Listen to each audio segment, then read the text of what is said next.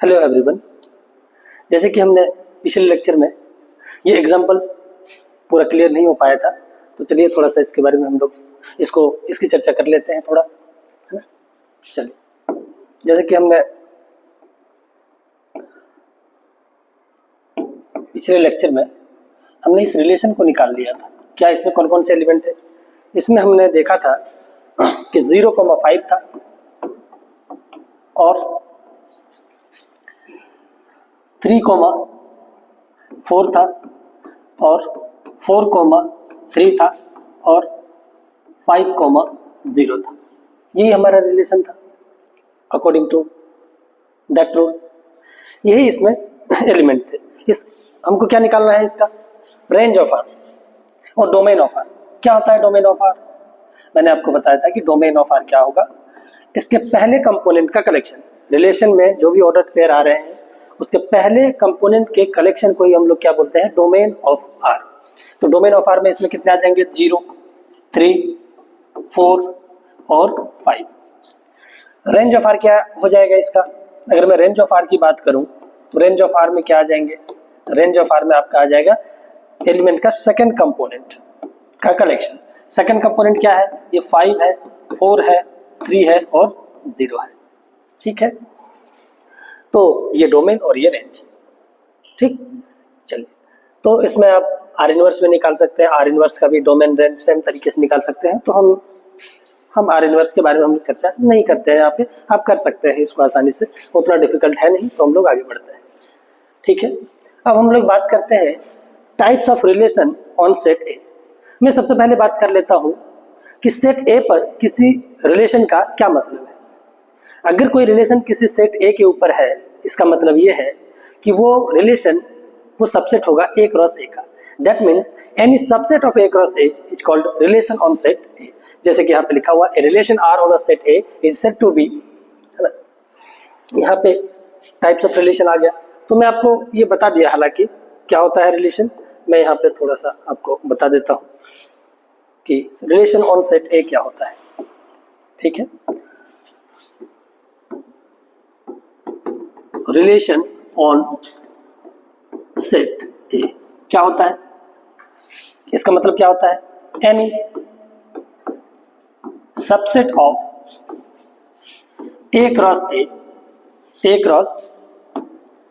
A is known as relation on set A. Relation on set A. जो भी हम types के भी आगे बात करने वाले हैं वो इसे सिंगल सेट के ऊपर बात करेंगे। ठीक है, तो आगे बढ़ते हैं। हम लोग एग्जांपल ले लेते हैं एक। इसका मतलब क्या है? मान लो कि एक सेट है हमारे पास, इसमें है 1 और 2 एलिमेंट है। इसमें एक मैं रिलेशन ले लेता हूँ। क्या इसमें लेता हूँ? देखना, 1,1 and 2,2 is it a subset of A cross A? Yes, it is a subset of A cross A because both component are from set A. So this R is a subset of A cross A. Hence we can say hence हम लोग बोल सकते हैं कि R is a relation on set A. ठीक है, ये होता है किसी सेट A के ऊपर रिलेशन का मतलब।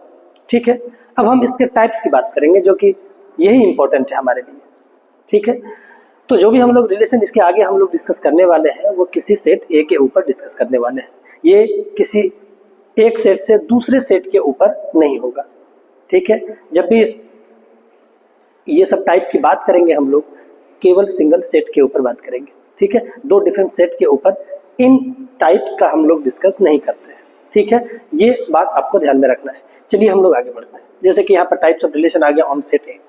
क्या दे रखा है? पहला टाइप दे रखा है कि empty relation. A relation R on a set A is said to be empty relation if R is equals to 5। इसका मतलब क्या हुआ? एम्प्टी, आपको एम्प्टी से ही पता चल रहा है कि एम्प्टी मतलब खाली, कुछ भी नहीं। एक ऐसा रिलेशन जिसमें कोई भी एलिमेंट ना हो उसको हम लोग क्या बोलते हैं? Empty relation. एग्जाम्पल इसका एक क्रिएट कर लेते हैं। चलिए देखते हैं, एक एग्जाम्पल देख लेते हैं हम लोग।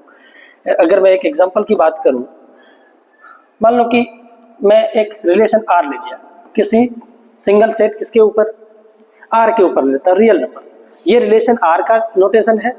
जब भी हम लोग सेट ऑफ रियल नंबर की बात करूंगा तो मैं इसको ऐसे लिखूंगा, है ना। इसका मतलब हुआ set of all real number, और ये आर का मतलब हुआ, अगर इसमें एक लाइन में नहीं दिया हो इसका मतलब ये है कि ये रिलेशन आर वाला है, नोटेशन है रिलेशन का, ठीक।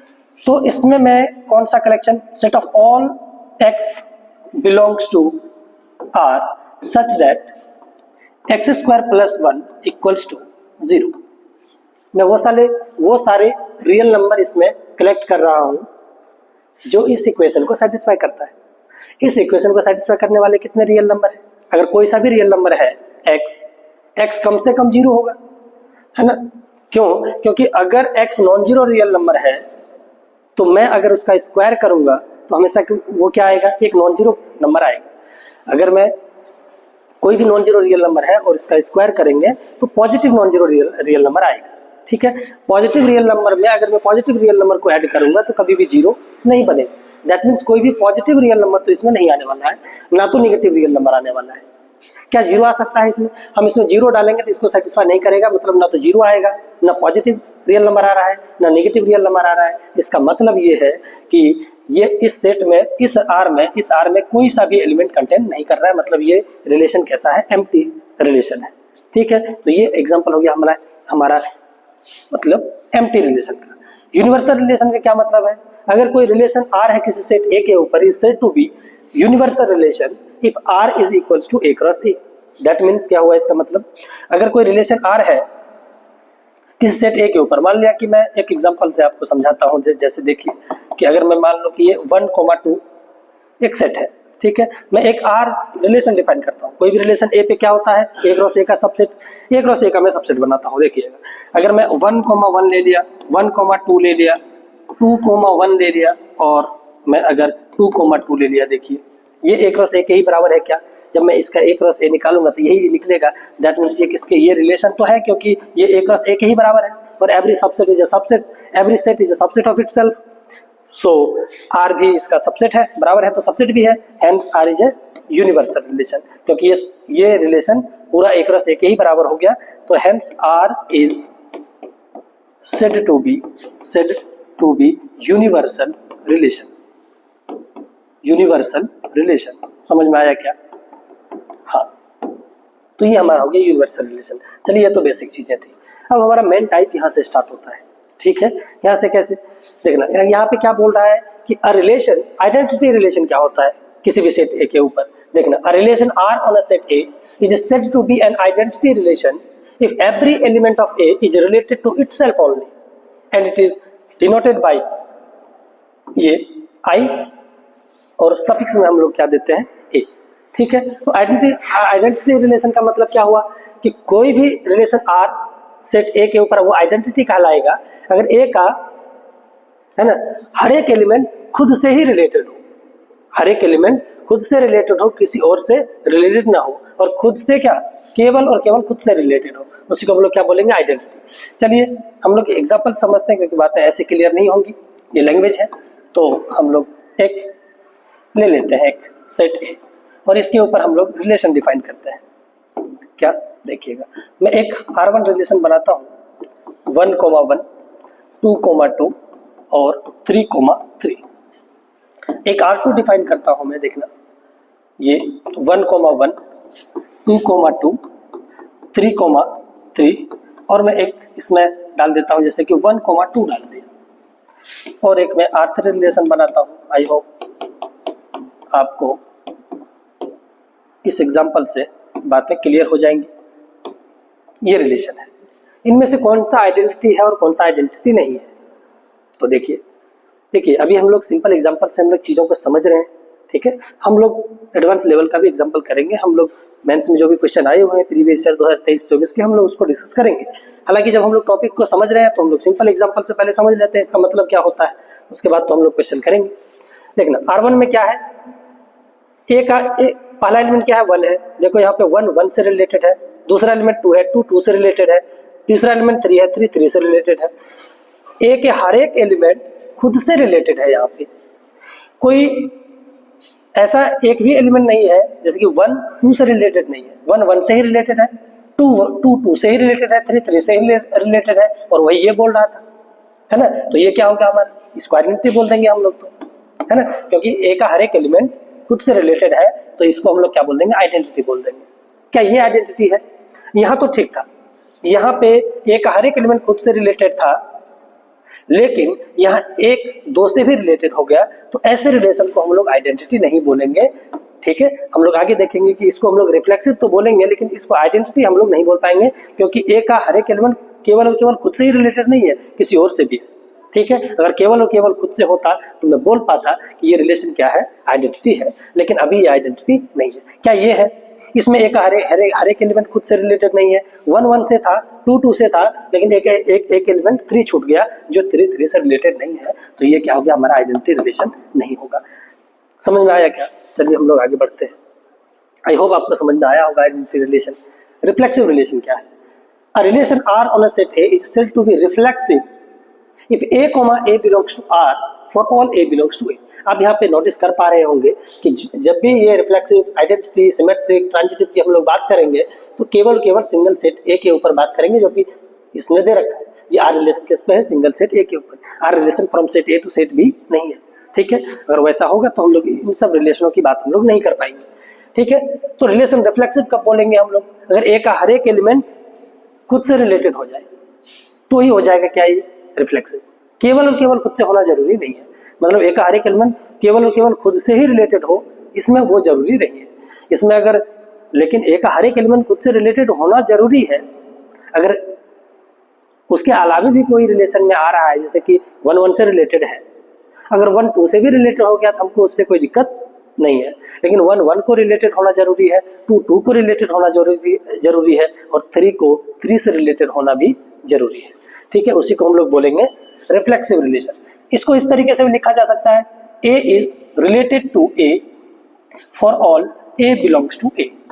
ठीक है, इसको हम लोग फॉर ऑल पढ़ते हैं, मैथमेटिकल सिंबल। आई होप आप इसको जानते होंगे। तो चलो एक एग्जांपल ले लेते हैं। एग्जांपल वही हम लोग बार बार उसी एग्जांपल को लेंगे और समझेंगे। 1 2 3। ठीक है, अब हम रिलेशन बनाते हैं। रिलेशन में क्या डालते हैं? चलिए पहला रिलेशन उसी को डाल देते हैं, 1 1 2 2 और 3 3, और R2 में उसी को डालते हैं। फिर किसको? 1 1 2 2 2 3 और 3 3। क्या ये रिलेशन रिफ्लेक्सिव है? R3 में मैं डालता हूँ 1 1 और 2 2 है। बस इतना सा अगर 3 एग्जांपल मैंने देख लिया तो आई होप ये चीज़ें क्लियर हो जाएंगी। अगर फिर भी आपको कोई कन्फ्यूजन होता है तो आप हमको कमेंट सेक्शन में बता सकते हैं, हम उसको और क्लेरिफाई करने की कोशिश करेंगे नेक्स्ट वीडियो में। ठीक है, तो बताओ इसमें से कौन सा रिफ्लेक्सिव है और कौन सा रिफ्लेक्सिव नहीं है? चलिए बातें करते हैं हम लोग। क्या पहला रिफ्लेक्सिव है?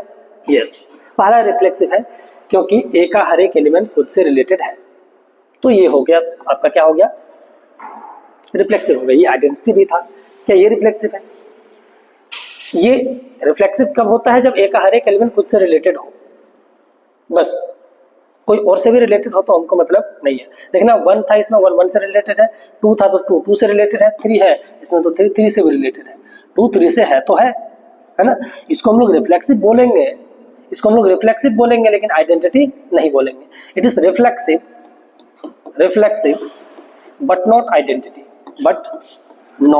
आइडेंटिटी, आपको बातें समझ में आई होंगी।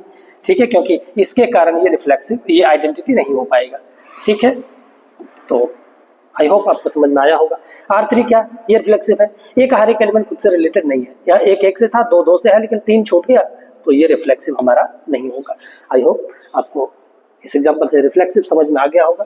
यहाँ पे क्या लिखा है देखिए, every identity relation is reflexive but every reflexive relation is not identity. अगर आइडेंटिटी है तो आप क्लियरली देख सकते हैं कि ये क्या होगा, रिफ्लेक्सिव होगा, लेकिन एवरी रिफ्लेक्सिव आइडेंटिटी नहीं होगा। आप इस एग्जांपल से समझ सकते हैं ये रिफ्लेक्सिव है लेकिन आइडेंटिटी नहीं है। तो हर एक आइडेंटिटी रिफ्लेक्सिव होगा, लेकिन हर एक रिफ्लेक्सिव आइडेंटिटी नहीं होगा।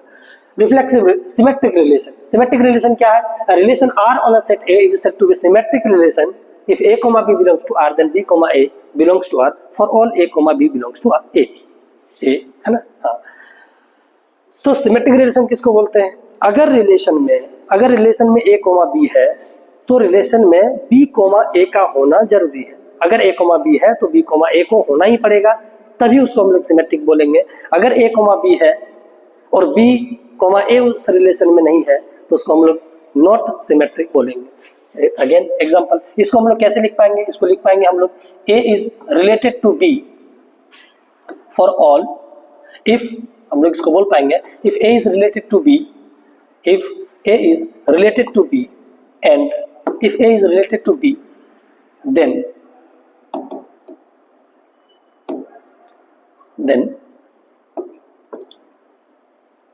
if a is related to b, if, इसको लिख पाएंगे हम लोग if a is related to b then b should be related to a for all a comma b belongs to a। तो फिर हम लोग इसको क्या बोलेंगे? इसको हम लोग बोलेंगे सिमेट्रिक रिलेशन। ठीक है, चलिए एक एग्जांपल हो जाए ताकि हमें सारी बातें क्लियर हो जाए।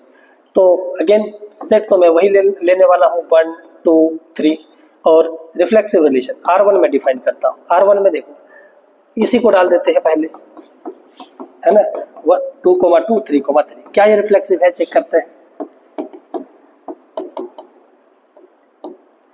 क्या 2 1 ये रिफ्लेक्सिव है ना? क्या ये रिफ्लेक्सिव है? क्या ये रिफ्लेक्सिव है? चलो इसकी हम लोग बात करते हैं। इतना काफी है हमारे लिए, है ना, इतना हमारे लिए काफी है। चलिए बताइए, सोचिए थोड़ा, क्या इनमें से कौन कौन सा सिमेट्रिक है, कौन कौन सा नहीं है, हम लोग इसके बारे में बात करते हैं। ठीक है, ये पहला, दूसरा, तीसरा एंड चौथा। देखना R1 में क्या है 1 1 2 2। अब 1 1 है इसमें, 1 1 है तो इसका उल्टा भी 1 1 ही बनेगा। इसमें है 2 2 इसमें है, इसका भी उल्टा है इसमें।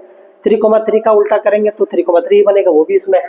तो अगर a b इसमें है तो b a भी है, तो इसको हम लोग क्या बोल देंगे? सिमेट्रिक बोल देंगे। ये वाला है, देखना इसमें 1 2 था, 2 1 है, और 2 1 है तो इसका उल्टा 1 2 भी है, तो इसको भी हम लोग क्या बोल देंगे? सिमेट्रिक बोल देंगे। ठीक है, R3 क्या है 1 1 2 2। अगेन ये भी सिमेट्रिक हो गया। क्यों? क्योंकि 1 1 है तो 2 2 भी है इसमें। ठीक है, 1 1 का उल्टा क्या होगा? 1 1 2 2 का उल्टा क्या होगा? 2 2। एक और बना देते हैं एग्जांपल। जैसे देखिए एक मैं बना देता हूँ रिलेशन, देखो R4 R5 बना देता हूँ। जैसे देखो ये 2 3 और 1 2 और 2 1। क्या ये रिफ्लेक्सिव है? ये रिफ्लेक्सिव नहीं होगा क्योंकि इसमें 2 3 है लेकिन 3 2 नहीं है। तो 1 2 था, 2 1 था, इसका उल्टा था, लेकिन 2 3 का उल्टा इसमें नहीं है, इसको हम लोग सिमेट्रिक नहीं बोलेंगे। क्या ये सिमेट्रिक है? Yes it is symmetric. ये क्या होगा? सिमेट्रिक होगा। क्यों सिमेट्रिक होगा भाई? इसमें तो a b है, इसमें तो b है ही नहीं। ठीक है, इसमें तो नहीं, ये भी क्या होगा? ये सिमेट्रिक नहीं होगा, सॉरी ये सिमेट्रिक नहीं होगा। क्यों? क्योंकि इसमें 2 3 है लेकिन 3 2 इसमें तो है ही नहीं। इसमें 3 2 नहीं है, इसलिए हम लोग इसको सिमेट्रिक नहीं बोलेंगे। क्योंकि अगर a b R में है तो b a का R में होना जरूरी होता है। That's why it is not symmetric. समझ में आया क्या? आई होप आपको बातें समझ में आई होंगी। हम लोग थोड़ा सा और आगे बढ़ते हैं। देखना ट्रांजिटिव रिलेशन। ट्रांजिटिव रिलेशन क्या है? Relation R on a set A is said to be transitive if a b belongs to R and b c belongs to R, then a c belongs to R। ठीक है, इसका मतलब क्या हुआ? इसका मतलब ये हो गया कि अगर A is related to B and B is related to A, then A should be related to C for all A, B, C belongs to A। ठीक है, अगर A रिलेटेड है B से और B भी रिलेटेड है A C से, ये क्या होगा? ये C होगा। ठीक है, अगर B रिलेटेड टू किससे हो? C से, then A related to C, तब हम बोलेंगे इस रिलेशन R को क्या बोलेंगे? हम लोग ट्रांजिटिव बोला करेंगे। ठीक है, समझ में आया क्या? तो एक एग्जांपल और बातें अगेन हमारा क्लियर हो जाएगा। देखते हैं, एक बात और यहाँ पे हम लोग डिस्कस कर लेते हैं। ठीक है, हम लोग ट्रांजिटिव को कब नहीं बोलेंगे वो भी देख लेते हैं हम लोग थोड़ा सा। देखना, ए रिलेशन, इसको भी ध्यान में रखना है, ए रिलेशन इसको भी ध्यान में रखना है। इसको कब हम लोग ट्रांजिटिव नहीं बोलेंगे। A relation R is not transitive, not transitive. A relation R is not transitive if there exists A comma B belongs to R and B comma C belongs to R, but A comma C does not belongs to R, does not belongs to R। क्या समझे इसमें से? अगर मुझे A comma B और B comma C ये दो pair मिल जाए, क्या कौन कौन से, अगर A कोमा B R में है और B कोमा C R में है, एक मुझे एक ऐसा एलिमेंट मिल जाए जो A कोमा C R में नहीं है, मतलब A कोमा B और B कोमा C का मुझे एक ऐसा कॉम्बिनेशन मिल जाए जिसमें A कोमा B R में है, B कोमा C R में है, लेकिन A कोमा C R में नहीं है, तो हम लोग उसको क्या बोलेंगे? ट्रांजिटिव नहीं बोलेंगे, है ना। ट्रांजिटिव नहीं बोलने के लिए हमको ये वाला ढूंढ के उसको देना पड़ेगा, कम से कम एक ए कोमा बी और बी कोमा सी देना पड़ेगा जिसमें ए कोमा सी आर में नहीं है। अगर हम ऐसा नहीं कर पा रहे हैं तो उसको हमको ट्रांजिटिव बोलना पड़ेगा, ठीक है। यही पे थोड़ा सा इसमें कंफ्यूजन आता है, तो आपको इन चीज़ों को ध्यान में रखना है। अभी हम लोग एग्जाम्पल करते हैं तो बातें क्लियर हो जाएंगी। चलिए हम लोग एक एग्जाम्पल की बात करते हैं। इस एग्जाम्पल के लिए हम लोग 1, 2 और 3 एक R1 रिलेशन मैंने डिफाइन किया। क्या इसमें मैंने रिलेशन डिफाइन किया 1,1, 2,2 और 3,3, ठीक है। क्या ये ट्रांजिटिव है? देखना, इसमें तो हम बता ही नहीं पा रहे कि A कोमा B है, लेकिन B कोमा C वाला तो B से स्टार्ट होने वाला, मतलब 1 से स्टार्ट होने वाला तो कोई है ही नहीं। मतलब A कोमा B है लेकिन B कोमा C तो मिल ही नहीं रहा है। अगर A कोमा B है और B कोमा C नहीं है तो हमको A कोमा C देखने की जरूरत नहीं है, ठीक है। और देखो यहाँ पे फिर 2,2 है, अब 2 से स्टार्ट होने वाला कोई नहीं है, मतलब A कोमा B तो है लेकिन B कोमा C वाला हमको पेयर नहीं मिल रहा है। अगर B कोमा C भी होता तो A कोमा C हम लोग चेक करते, वो तो नहीं मिल रहा है, वो नहीं मिल रहा है, तो ये ट्रिवियली बोल देंगे कि ये क्या है? ट्रांजिटिव है, इसमें कोई दिक्कत नहीं है, ठीक है। चलिए दूसरा एग्जाम्पल, दूसरा R मैं बनाता हूँ, जैसे इधर बना देते हैं, देखिए R2 बनाता हूँ। क्या 1,2 और 2,1, ठीक है, 2,1 एंड 1,1, क्या ये ट्रांजिटिव है? देखिए इसमें देखना 1,2 है, 2 से स्टार्ट होने वाला और कौन सा है? 2 से स्टार्ट होने वाला ये है 1,2 एंड 2,1, मतलब A comma B, B comma C, तो A कोमा C क्या बनेगा? 1,1, ये भी है इसमें, ठीक है। इसके लिए तो हो गया। अब ये 2,1 है, 2,1 और 1 से स्टार्ट होने वाला ये है। अगर मैं उठाऊं 2,1 बिलोंग्स टू R और ये देखना ये 1,2 belongs to R, A comma B, B comma C, क्या इसमें 2,2 R में A कोमा C है? इसमें R में, ये तो R में है ही नहीं, दैट मीन्स ये वाला क्या होगा? ये ट्रांजिटिव नहीं होगा, ठीक है। समझ में आया क्या? और इसमें कुछ डिफिकल्ट एग्जांपल बना सकते हैं क्या?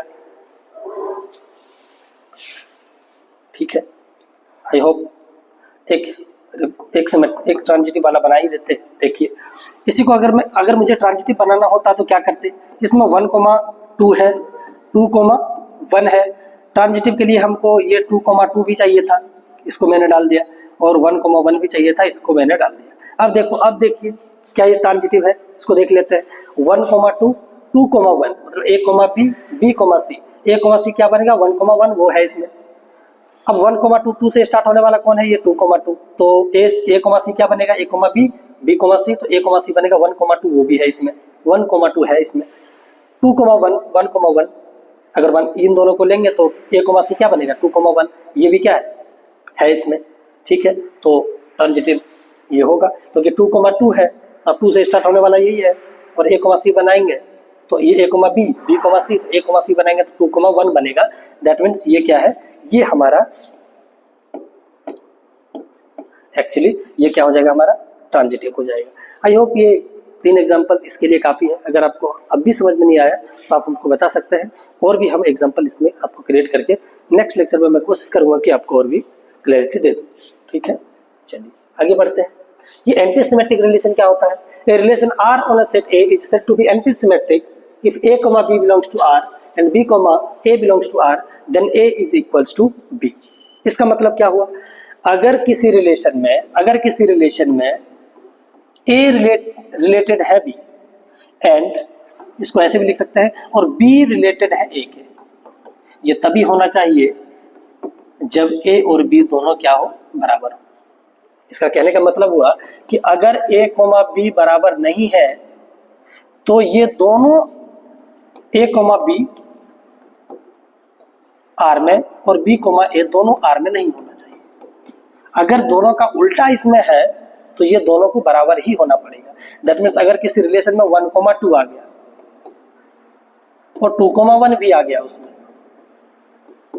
है ना, तो चलिए एक एग्जांपल ही क्रिएट कर लेते हैं। ठीक है, एक एग्जांपल भी क्रिएट कर लेते हैं हम लोग, उससे ज़्यादा क्लियर हो जाएगा।